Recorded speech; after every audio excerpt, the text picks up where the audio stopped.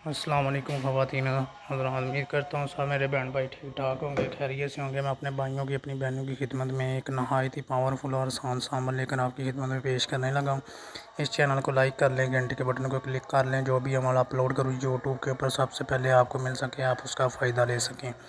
बहन भाई कहते हैं हमने बहुत सारे अमल किए, हमें कभी भी कामयाबी नहीं मिली। इसके लिए रूहानी ताकत, रूहानी क़ुव्वत होना ज़रूरी है। कुछ भाई ये कहते हैं कि जब रूहानी ताकत ही नहीं है तो अमल क्यों अपलोड करते हैं।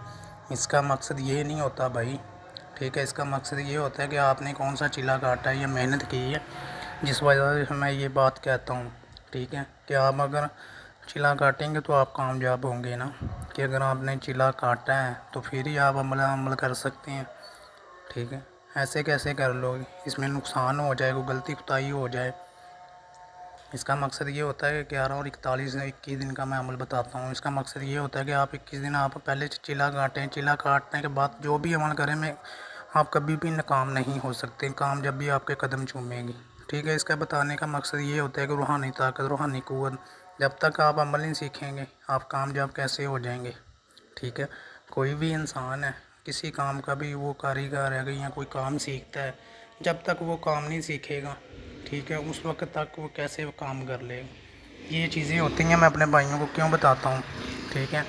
ये मैं जो भी अमल अपलोड करता हूँ 21 और 41 और 41 दिन का, 11 दिन का, इसका मकसद ये होता है कि कोई भी अमल, ये झूठे अमल, फेक अमलों के चक्करों में आप अपनी ज़िंदगी खतरे में डाल देते हैं, उनके पीछे लग के अमल पे बैठ जाते हैं। ना आपने चिल्ला काटा हो, ठीक है, आपको नक्श बनाने में कोई गलती कोताही हो जाए, ठीक है, पढ़ने में कोई गलती कोताही हो जाए, उसमें अगर बीमार हो जाते हैं आपकी जान भी जा सकती है, जान के ऊपर नुकसान भी हो सकता है।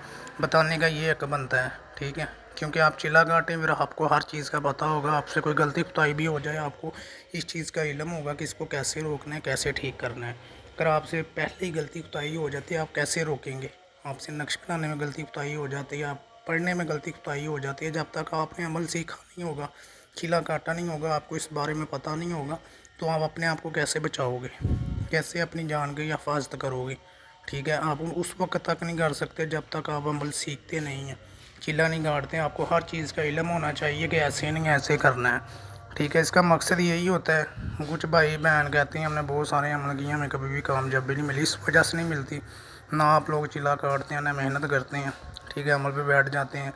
अगर अमल के दौरान आपसे कोई गलती कोताही होती है, इसमें अगर आपको बीमारी लग जाती है पढ़ने में या नक्श बनाने में, उसका नुकसान का ज़िम्मेदार कौन होगा।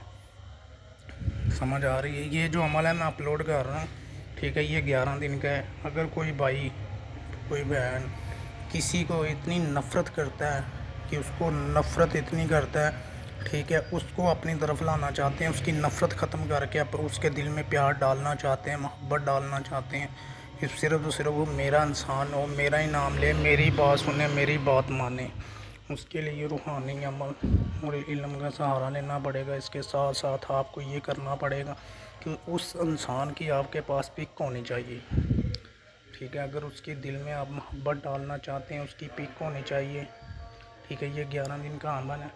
आपने ये जैसे स्क्रीन के ऊपर आपने सिर्फ कोई भी लाल चीज़ से आप ये नक्श लिख लें उसके ऊपर, ठीक है। हर रोज़ आपने उसकी वीरान जगह पे बैठ के ये बनाना है, ठीक है। वीरान जगह पे बैठ के बना के आपने ये एक आपने ऐसे ही स्क्रीन है उसका नाम लिख लेना है, पिक के ऊपर अपना नाम लिख लेना है, ठीक है, उसकी माँ का, ठीक है, अपनी माँ का, दोनों का नाम लिख के आपने क्या करना है कि आपने हर रोज़ एक पिक जो है वो वज़न, उसको उल्ट करके वज़न वाली चीज़ के नीचे दे देनी है, ठीक है। दूसरी जो 11 दिन आपने वीरान जगह पे जाके हर 11 पिकें होने चाहिए, आपने उधर ही बैठ के बनाना है, उधर ही बैठ के हर रोज़ एक पिक जलानी है, उसका नाम लेकर ऐसे नक्श बना के उसका नाम लेकर हर रोज़ आपने वो पिक जलानी है।